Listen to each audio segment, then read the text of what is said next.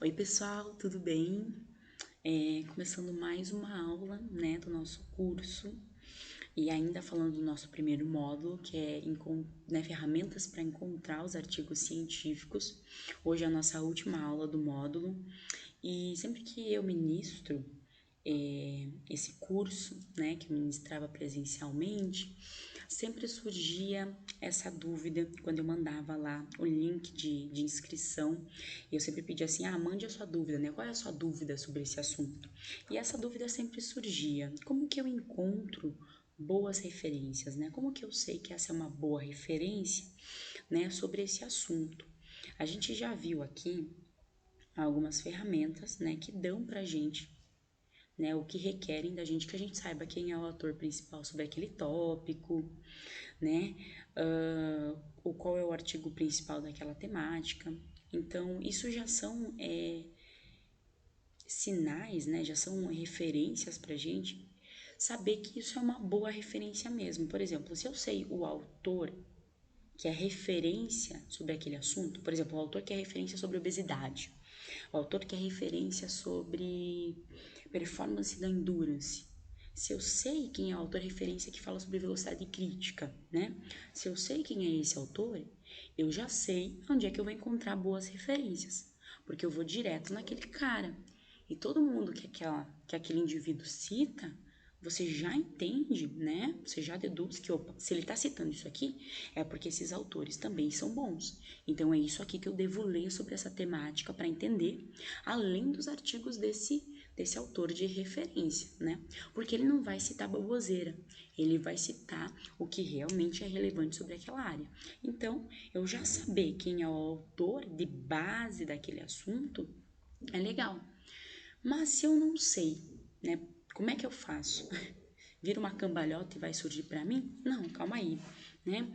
Uma forma interessante, né, que eu sempre falo é a gente buscar em boas revistas. Boas revistas, elas já qualificam aquele artigo como bom.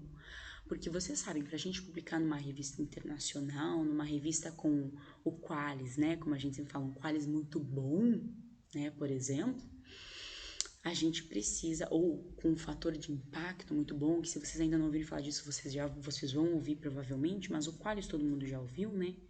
Então, para ter um Qualis A1, que é o mais top, você tem que cumprir com critérios, e esses critérios são rigorosos. Então, se o meu artigo ele se encaixa nesses critérios que a revista está cobrando, quer dizer que, peraí, esse artigo também é bom. Então, eu pesquisar numa revista que é boa, como por exemplo aqui que eu trouxe o exemplo da Science, né? Poxa, já qualifica esse artigo aqui como bom, como uma referência boa que eu posso usar, né? E lembra lá que eu falei do autor, né? O autor referência sobre o assunto. Por exemplo, o autor referência aqui que trata de metabolismo e é o fera do metabolismo é esse pesquisador aqui, ó, Hermann Pontzer. Então, se você quer saber sobre metabolismo, leia Hermann Pontzer, porque ele é o top da galáxia, é o referência sobre essa temática. Então, se você quer saber sobre isso aqui, leia todos os trabalhos de Hermann Pontzer, que você vai entender sobre metabolismo, tá? Então, isso são pontos importantes. A revista que está sendo publicada, se ela é uma revista boa, né? Opa, já qualifica o artigo como bom, porque para ter entrado aqui tem que ser bom. E o autor, né, ele ser o autor referência dessa temática de estudo, também qualifica esse estudo como bom, né? Mas outra forma também de eu ver se esse artigo ele é bom mesmo, é por uma coisa super básica. Se esse artigo é bom, ele é referência, muitas pessoas já devem ter citado ele, não é verdade?